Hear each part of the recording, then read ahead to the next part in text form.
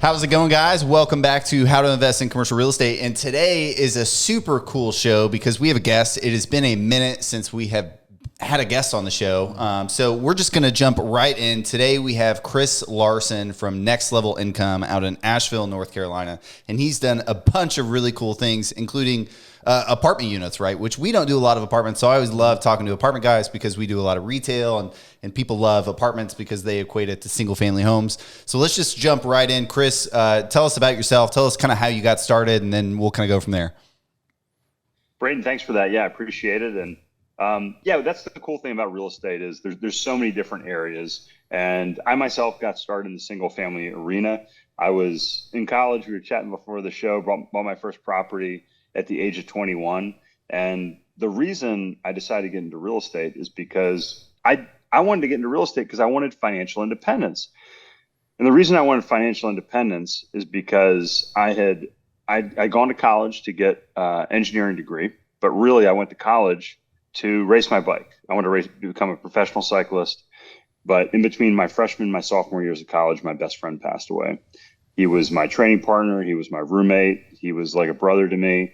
And after another year of racing and riding, I thought, this is kind of silly. There's more to life than this. And I don't want to have regrets. I want to be able to do things like raft down the Grand Canyon, where I have this picture behind me to remind me of the ability to do that. 3 weeks, no cell phone. Not only do you have to have money to do that, you have to have the time freedom to be able to do that. Yeah. So I said, well, how am I going to do this? I got interested in the stock market, started day trading. I was making like $1,000 a week day trading as a junior in college. But when you're laying in bed at 3 a.m. like I was, thinking, this isn't passive, this isn't freedom, right? So I was like, there's got to be a better way. I started reading books, read over 250 books on money, finance, stock market, real estate. And then I also got an MBA in portfolio management. But the more I learned about real estate, the more conferences and meetings I went to, the more I realized this is it for me. So I bought my first residential property, bought another, started running out of capital. So I got a job. I read Rich Dad Poor Dad, and he said, you should be accredited. So I said, hey, I got to go make a couple $100,000 so I can get into these, bigger, more impressive investments that are out there. And that's exactly what we did. We transitioned from residential into commercial real estate about 10 years ago. And then people started to become interested in what we were doing, wanted to become involved. We syndicated our first deal in 2016 in the multifamily space.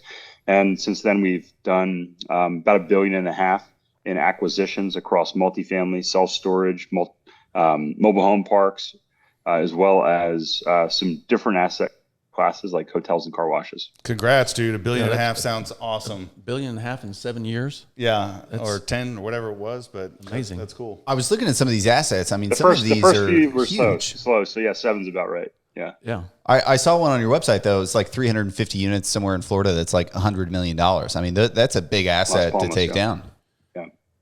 Yeah. And we have multiple partners. I have great operating partners that I work with. So yeah, as I talk about in my book, it's definitely, as you guys know, it's a team sport with respect to that. So yeah, I didn't go buy $1.5 billion of my own personal credit. Sure. But still helping others in that process buy all that real estate. They're all making money. So that's a benefit. So let me go back in the story. You mentioned reading 250 books. And you did mention Rich Dad Poor Dad, which I read, and he was a big part of my getting me into the investing journey. He wasn't like the nuts and bolts of investing, but he just was the motivator. So tell us, was there another 2 or 3 authors or 2 or 3 books that really stood out to you that we could pass on to the listeners? Yeah, so it's funny. You look back and you're like, okay, this book influenced me. These are the things that kind of got me there. The early books I read really pushed me towards the residential space. And the first one I read was called Buy and Hold, which I think, it's very rudimentary, but, my original plan, Joel, was to go buy enough residential properties that I could have $10,000 a month coming in after debt service. Yeah. And, it doesn't take a genius to execute on that. And it doesn't take a genius to realize that, hey, if I buy these properties and I pay them off over, say, 15 years, as a 25-year-old, you're going to be financially independent by the time you're 40. So I was like, this is a very simple plan that can be executed by nearly anybody with a very high degree of predictability, right? So I really like that strategy. And the nice thing is, what we did and what anybody can do is you can take that equity that you can build. And as you continue to learn, and that's the next thing I encourage you to do. So I think, and that book Buy and Hold is very simple. I don't even know if you have to go read it, but, then you look at people, like Tony Robbins that are into self-development. Tony, one of the books I read, or actually it was Personal Power. I went through and I went back, and what was wild is we built this home, and you hear this story multiple times. And listening to Tony, reading his books, going through his programs, I mapped out what I wanted my life to look like, 5 years later, 10 years later, 15 years later.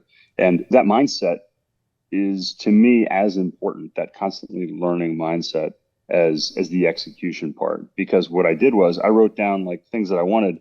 We moved into this house 3 years ago. I opened my journal from when I was in my mid-20s, and I had written things in there. I mean, I'll give you something that anybody can kind of understand. I totally forgot I wanted a BMW M5. Mm-hmm. If people are car people, it's a legendary car. There we go. I like it. Yeah, I knew I liked this guy. So I wrote in there as like 25, 27-year-old, I wanted a BMW M5. I like you Somehow, already so much more. Had pushed me. Well, I forgot about this thing. And I was approached for my 40th birthday. I bought myself a BMW M5 because I had my accountant was selling his. Okay. And he's like, "You want to borrow it?" I was like, "No, I'm not really a car guy. I borrow it, learn about it, buy it." And lo and behold, a year later, I opened I'm like, wow, that's kind of weird. But all these other things had come true as well. So I think you need to begin with mindset, and then find a plan that's going to work with a high degree of predictability. And the lesson I want to share from that is that I think we do young individuals a disservice by saying, go out and take a bunch of risk early. Because if you fail, and you're in your 30s, 40s, you got a family, you got kids to take care of, obligations, now you're handcuffed. You can't take risk. You don't have capital to invest. If you have a simple plan that you can execute and develop over a predictable period of time, well, Braden, if you're 35 and you're financially independent, how much risk can you take at that point, right? It's almost unlimited. Mm-hmm. So I know that wasn't like, hey, these are the real estate, like the specific real estate books, but I think there's some stuff that's even more important than that. No, we talk a lot about that on our podcast, about motivation, planning, goal setting, that sort of thing. So some things that struck out that I want to address.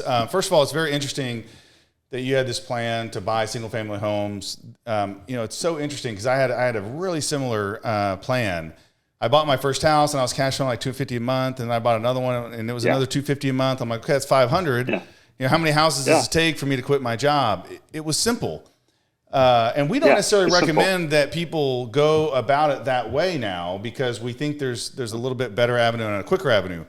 But what I'll tell people that are setting their goals is that we want you to think big, and we want you to envision the life that you want. But when you first start out, you're just not going to be able to envision where you're going to end up. So you've got to get a vision that you can get behind, that your subconscious believes in. It believes it's possible for you. And then just start on that. And what will happen is it'll change over time. And as you become successful in that simpler plan, right, you're going to set bigger goals and your mind begins to open up. And then you're like, okay, how do I buy a $10 million piece of property? How do I syndicate $100 million worth of real estate? It builds on itself. You don't have to do that day one. So that was one key that I wanted to touch on that I thought was really interesting. Yeah, Warren Buffett has that famous quote, you'll always overestimate what you can do in a year, but underestimate what you can do in 10. And I think it's that same ideology. Set a goal or go get a job in the field you're interested in, and have a high probability of success of something is in the right direction.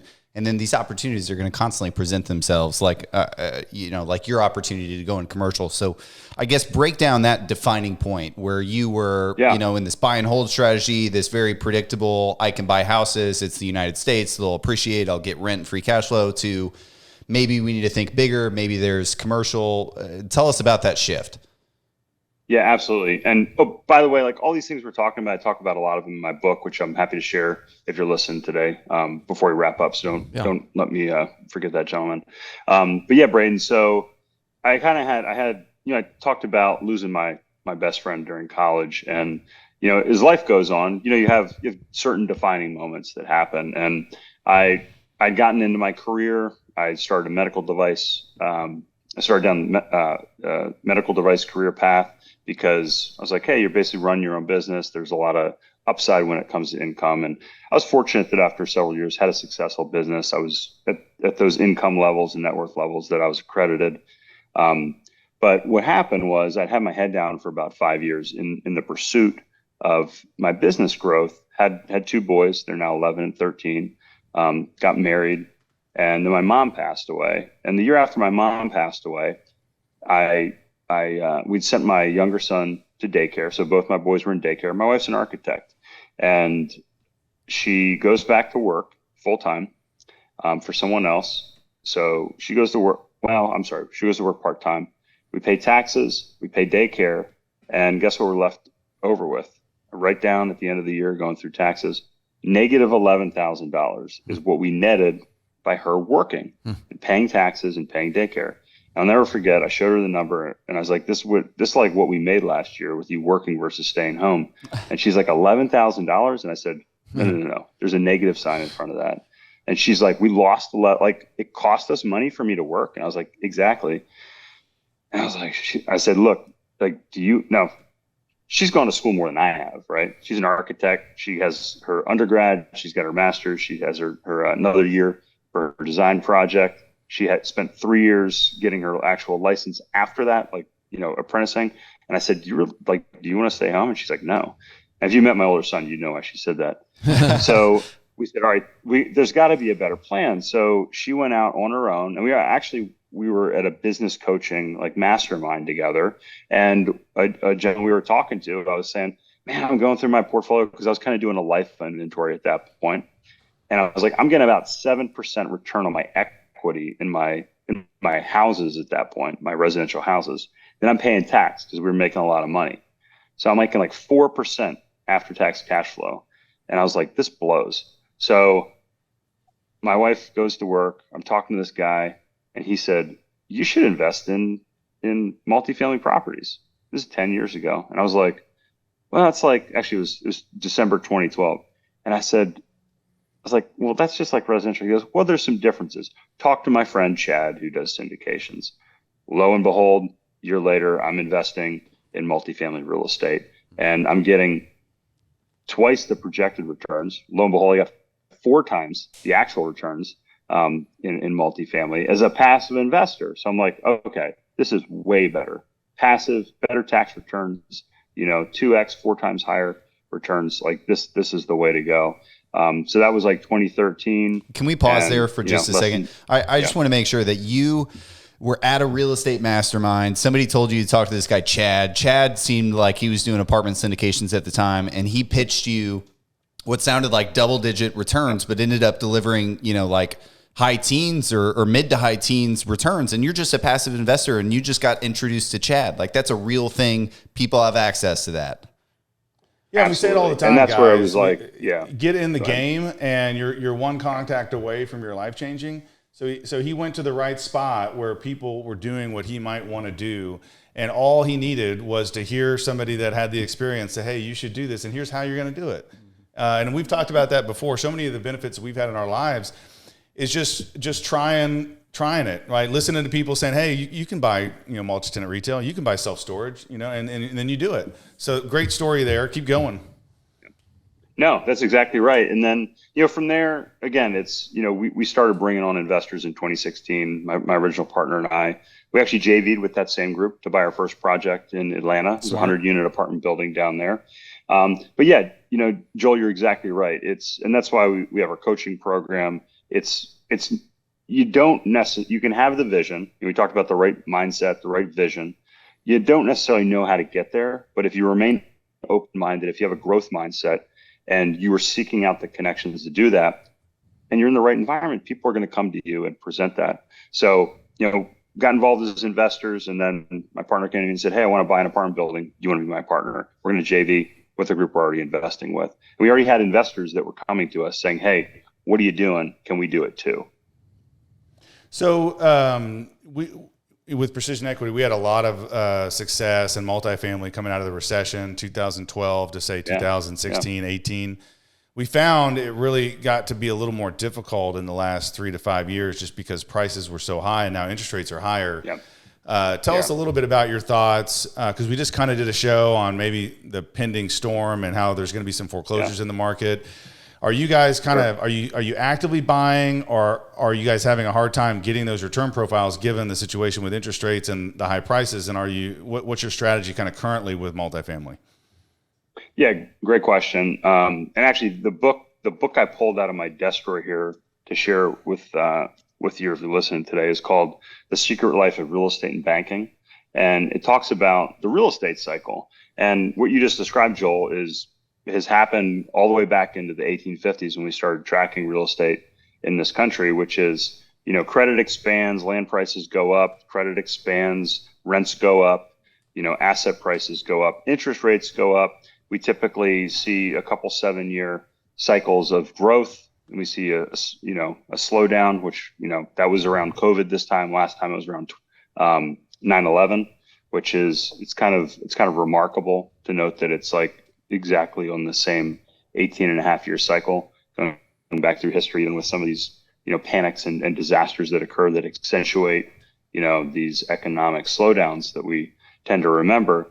And then as the cycle continues on after that slowdown, we see interest rates go up. We see cash flows compress. We see lending pull back because, businesses, they can't afford to lend. Their cash flows are down. Banks, as interest rates go up, we're seeing their asset values kind of start to turn upside down as their loans on their books are worth less and less. So what does that mean for asset prices and like deals that are out there? We actually haven't bought anything in the multifamily space this year. We are set to close here in the next couple of weeks on a kind of a specialized structure that we're doing in Houston. That's an affordable housing deal. So 50% of the units are going to be affordable. So we're not paying tax on that project. So the numbers work. It's about a 6.5% cap rate that we're buying that deal out effectively. But, we're not just in multifamily. We've acquired 30 car washes here over the past couple of years. Car washes have significant cash flow. We just actually today, as we record this show, launched our mobile home park fund. We have currently 12 mobile home parks, but the fund is going to be open to investors. We still see significant cash flow in these underperforming parks that we can get at reasonable cap rates, with good cash flows and good upside, but they're a little hairier than buying, Class A managing these complex. Are you managing them in-house, or do you have third-party management? We are, yeah. So I have so the mobile home parks are managed. We're vertically integrated on the management side, absolutely. So we do all our own. We have our own contractors, management team, et cetera. And like the managers and maintenance guys, were they employees? They are. That's exactly right. Okay. Yeah. Yeah, we found that you can third party manage multifamily, but it's definitely a lot tougher. The retail and some of the other asset classes are way easier to manage third party than multifamily, just because it's so management intensive. What about the car washes? Do you own the business or just the real estate, or both? Both, and that's what we found. I mean, you just hit the nail on the head. When it comes to mobile home parks, car washes, a lot of people listen to my podcast and talk to me right now know I've talked a lot about senior housing. These are all I would call them operating real estate. Like, the operations are just as important as the real estate. And if you don't have good operators, you can't just pull it off the shelf operator or manager like you can, with, multifamily, you can, some of the projects you can do that. There's at least options. Self-storage, retail can be potentially easier to deal with. But yeah, it's absolutely critical, especially in the car wash space, because you have to have really tight operations with your mechanics, your mechanicals, your chemicals, as well as your people. And it's not a complex business, but it can go sideways really quick if your operations aren't tight. And we haven't looked at it that much. I have looked at a couple of car washes. It is a little bit cash intensive as well. So you have to make sure that your employees are handling that. I don't know. I'm sure you can pay with credit card, but I think some people pay with cash in those businesses. Yeah. I'll tell you a funny story.